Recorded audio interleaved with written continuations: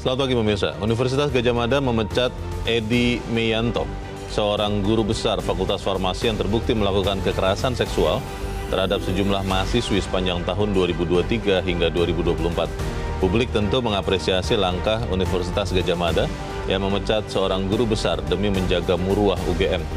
Institusi pendidikan harus kembali menjadi ruang aman bagi para peserta didik. Kampus tidak boleh menjadi tempat yang mengancam masa depan bagi mereka yang tengah menimba ilmu. Pemirsa, inilah editorial Media Indonesia di seri ini Jumat 11 April 2025 dengan tema Usut Tuntas Predator Seksual Kampus bersama saya Leonard Samosir. Dan Anda semua para pemirsa juga bisa ikut menyatakan pendapat Anda nanti dengan menelepon nomor 021 583 99 100. Dan pemirsa, pagi ini telah hadir bersama saya anggota Dewan Redaksi Media Group Gaudensius Suhardi. Bang Gauden, selamat pagi. Selamat pagi, Leon. Sehat, Bang? Ya, sehat ya, tapi prihatin. Sehat dan prihatin. Sehat fisik dan mental kan ya. Ini sesuatu yang menyedihkan, tapi mungkin menurut beberapa orang memang harus dibuka supaya kemudian jadi pembelajaran. Tapi pertanyaannya adalah yang disebut dengan usut tuntas itu sampai kemana, Bang? Ya, pertama-tama kita harus katakan bahwa apa yang terungkap sekarang itu hanyalah gunung es gitu. Nah itu. Yang kelihatan di permukaan, tapi di bawah permukaan itu tentu jauh lebih besar lagi. Mengapa demikian? Kalau kita merujuk kepada hasil survei Kementerian Pendidikan Tinggi pada tahun 2000 itu jelas sekali. 77% dosen itu tahu bahwa telah terjadi kekerasan seksual di kampus. Tetapi 63% dosen tidak mau melapor kasus yang mereka ketahui itu kepada pihak kampus. Itu artinya begitu buruknya kondisi kekerasan seksual di kampus. Mengapa itu terjadi? Karena kalau kita berbicara kampus, kita berbicara tentang relasi kekuasaan. Relasi kuasa. Relasi kuasa itu pelakunya itu setidaknya staf, dosen, bahkan sampai guru besar sekarang. Dan korbannya tentu saja para mahasiswi. Jika demikian, tentu kedudukan mahasiswi itu sangat lemah, lebih rendah ketimbang dosen, staf dosen atau guru besar. Itulah yang terjadi di UGM. Juga yang sedang menjadi sorotan di Unpad gitu. Dokter tadi itu ya. Dokter, ya. Itu relasi kuasa. Nah, itu pertanyaannya, Bang, begini. Apakah ini memang semata-mata hanya oknum?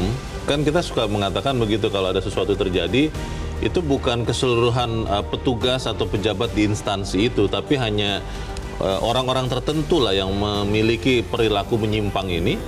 Atau jangan-jangan memang masih ada ya oknum lain yang belum ketangkap saja? Ya, kalau kita mau jujur, bukan terjadi hanya di dua kampus yang disebutkan tadi, bukan hanya di UGM dan di Unpad, tetapi di hampir semua perguruan tinggi sekarang itu sudah terbuka ya. Bahkan hasil berdasarkan data dari Kementerian Perlindungan Perempuan dan Anak itu pada tahun April 2024 itu sudah ditemukan kasus 2.600 kasus di berbagai ratusan kampus di Indonesia. Itu artinya tadi pertanyaannya itu apakah oknum atau tidak? Ya, yang pasti itu yang terlibat itu mulai dari staf, dosen, bahkan mahasiswa juga sampai kepada sampai kepada guru besarnya. Kita akan bahas itu ya, Bang Gauden. Dan pemirsa, inilah editorial Media Indonesia untuk hari ini Jumat 11 April 2025. Usut tuntas predator seksual kampus.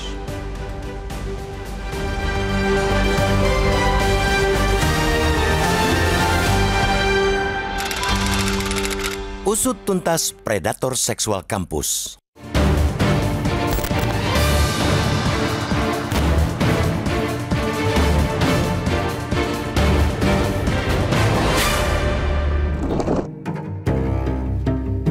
Guru seharusnya menjadi sosok yang bisa dipercaya, digugu, dan diteladani, ditiru.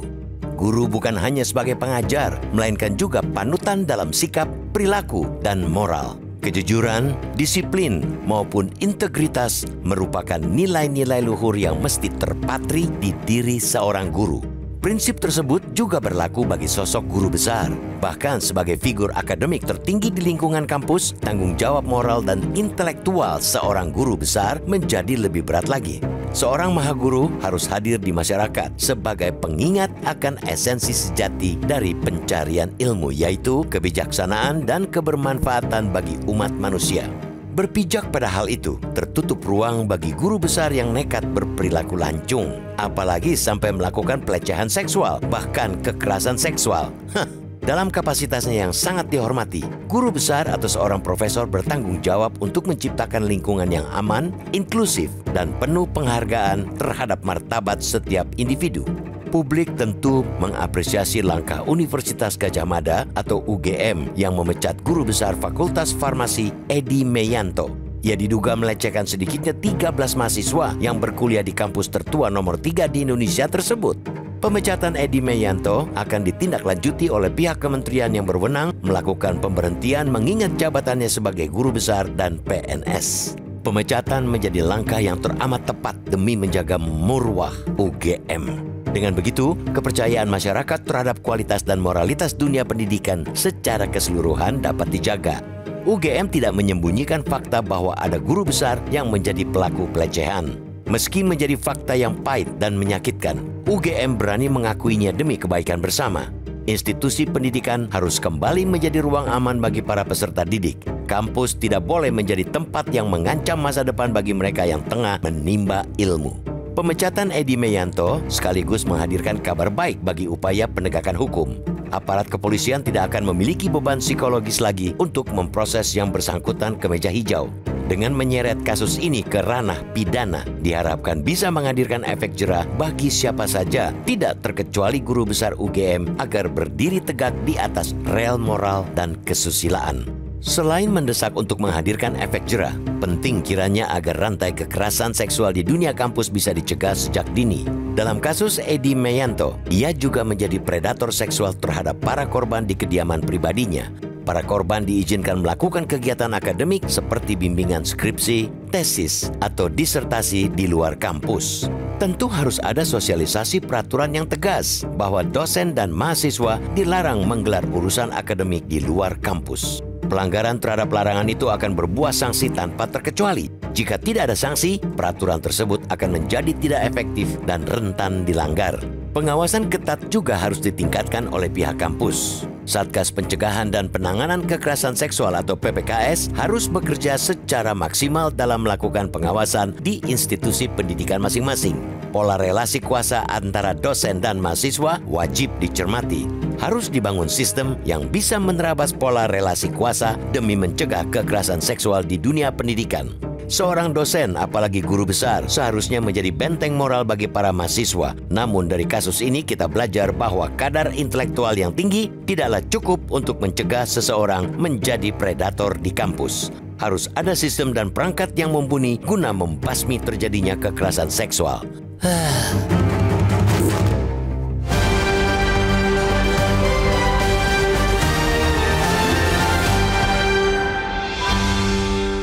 Di bagian berikut Anda bisa menyatakan pendapat Anda, pemirsa. Untuk saat ini tetaplah bersama kami.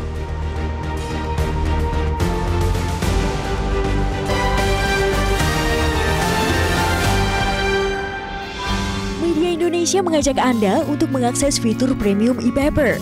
Dengan sajian konten berbasis intelektual dan meneguhkan kebangsaan, Media Indonesia tampil dengan lebih dinamis melalui e-paper Media Indonesia yang dapat Anda akses kapan saja, di mana saja.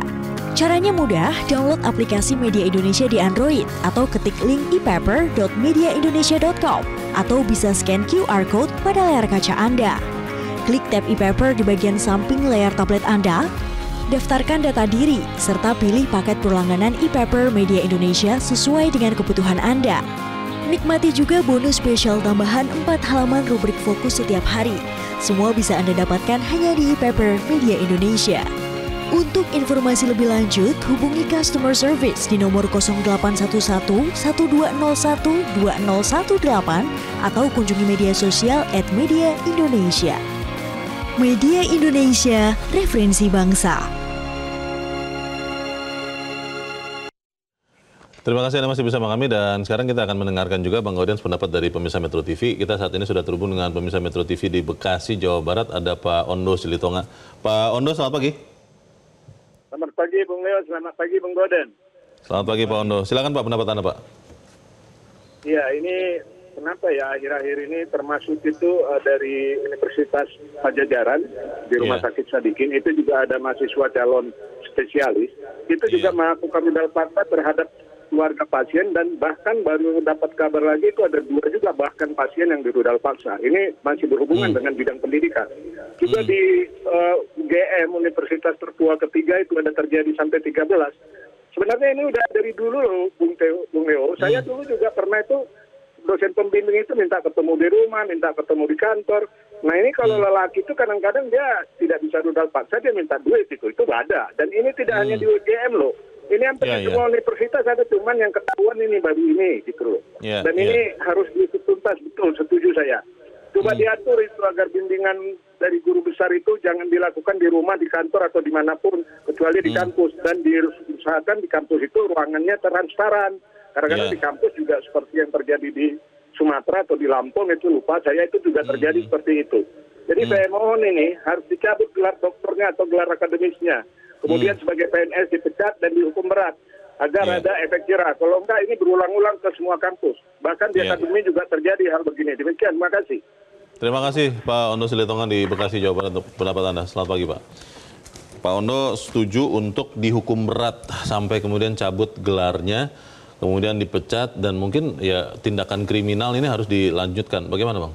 Ya tentu ada tindakan administratif karena ada pelanggaran yang terkait dengan kode etik kalau di kampus ya. Ada kode etik, ada undang-undang kepegawaian. Undang-undang kepegawaian itu karena statusnya itu ASN, aparatur sipil negara.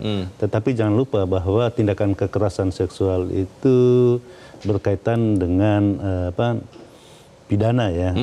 Tentu kita berharap kasus seperti ini segera proses, membiarkan pihak kepolisian untuk masuk ke kampus dan memproses. Kalau di Bandung sudah dilakukan, di UGM itu belum. Kita berharap kasus seperti ini jangan hanya tindakan administratif semata, tetapi ini sudah merupakan kejahatan kemanusiaan. Bagaimana trauma yang akan dialami oleh korban, itu yang harus dipikirkan. Dan pada tahun 2021 itu Kementerian Pendidikan Tinggi itu sudah mengeluarkan peraturan yang terkait dengan pembentukan satgas yang untuk melindungi korban di kampus. Peraturan itu sudah direvisi pada 2024. Tetapi walaupun satgas sudah ada, tetap saja butuh kerjasama agar kasus-kasus yang diketahui itu disampaikan kepada pihak kampus. Tidaknya korban itu tidak boleh diam. Perlu spill sehingga kasus seperti ini tidak didiamkan. Tadi saya katakan bahwa ini gunung es dan tidak hanya di 2 kampus yang disebutkan, tidak hanya di UGM dan di Pajajaran. Banyak kampus yang juga terjadi kasus yang sama. Apa yang akan diubah di dalam perilaku kehidupan di kampus untuk mencegah hal serupa terjadi? Kita bahas di bagian berikut. Bang Gaudens dan pemirsa tetap bersama kami. Editorial Media Indonesia segera kembali.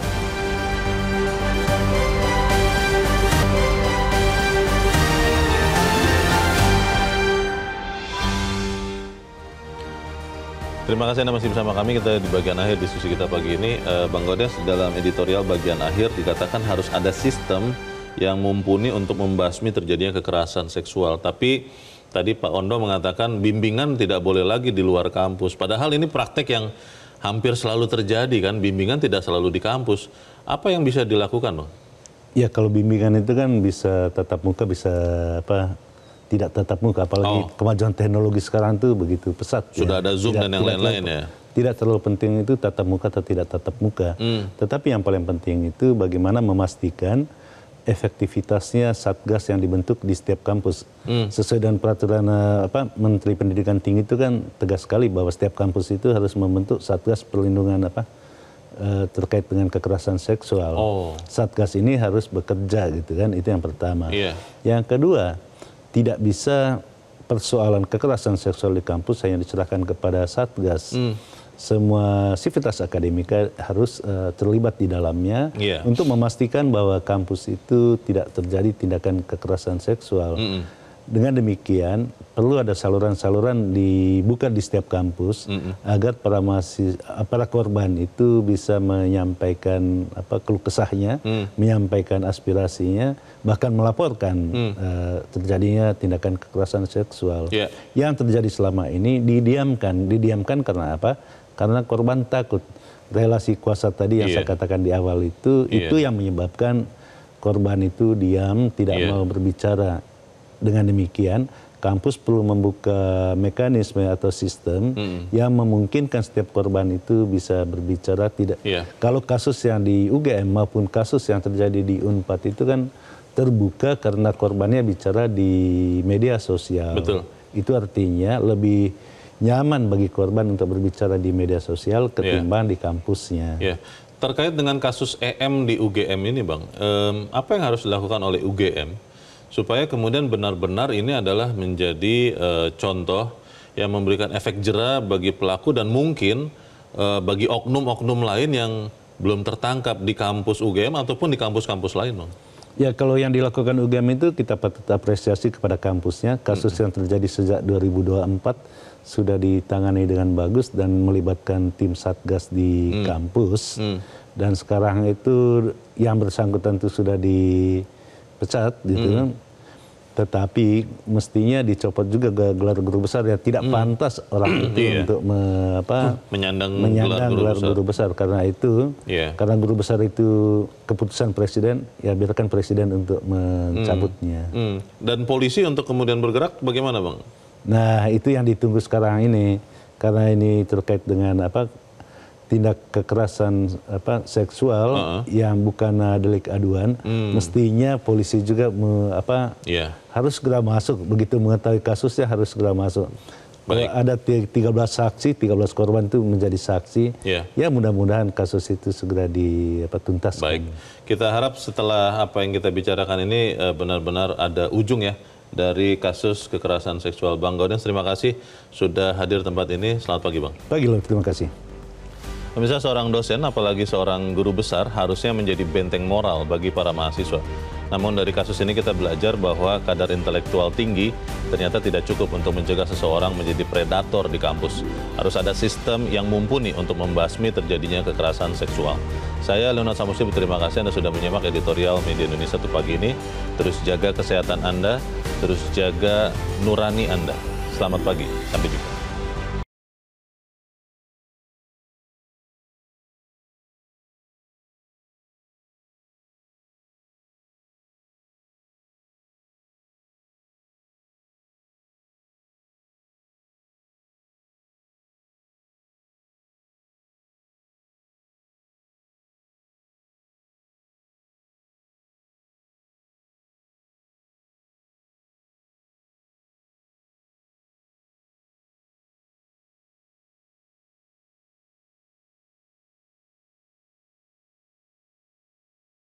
Jelajahi cara baru mendapatkan informasi. Download Metro TV Extend sekarang.